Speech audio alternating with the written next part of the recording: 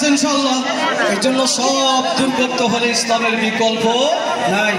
আল্লাহ পাক তৌফিক এনায়েত করুক। আমি আপনাদের কাছে দোয়া চাই। আমার বাড়ি মাদারীপুর সদরে ৫তলা ইউনিয়ন জাফরাবাদ গ্রামে। আমি আপনাদের পাশে থাকতে চাই আপনাদের দোয়া নিয়ে। যদি ওলামায়ে কেরাম ইসলামী দল যদি মনোনীত করে আপনাদের পাশে থাকবে ইনশাআল্লাহ। আল্লাহ তাআলা আমাদেরকে পুরো বাংলাদেশের ইসলামী দলগুলোকে এবং সমস্ত শ্রেণীর মানুষকে ইসলামের জন্য, কোরআন সুন্নাহ এবং ইসলামী খেলাফত প্রতিষ্ঠার জন্য কবুল করুক, আমিন।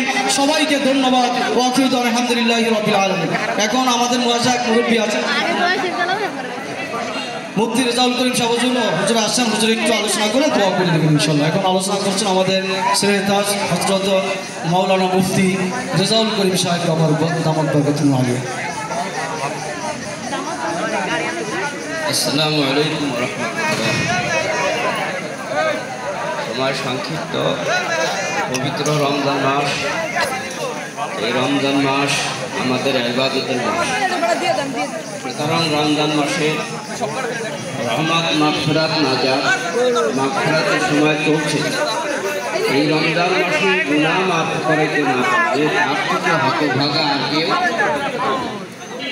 এই জন্য আমরা চেষ্টা করব এই পবিত্র রমজান মাসে আমরা যে সময়টুকু আমাদের সামনে আছে, আল্লাহ আমাদেরকে নিয়ে হায়াত দারাজ করেন আমি, আল্লাহ নিয়ে হায়াত দারাজ করে বলেন আমি, এবং আল্লাহ পাক আমাদের সকলকে মাফ করে দেন বলেন আমি। তবে মাফ পাওয়ার জন্য বিশেষভাবে আল্লাহর কাছে তওবা করতে হবে। কী করতে হয় ভাই? তওবা করতে। তওবা মানে এমনভাবে আল্লাহর কাছে সারেন্ডার করতে হবে। আল্লাহর কাছে দরবার ছাড়া সারেন্ডার যাই হোক, এখন সময় সংক্ষিপ্ত। রমজান মাসে আমরা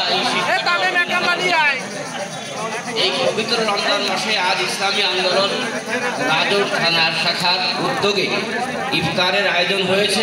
আমি একটা কথাই বলবো, সেটা হলো যে আসলে বাংলাদেশে অসংখ্য ইসলামী দল আছে, তাই না?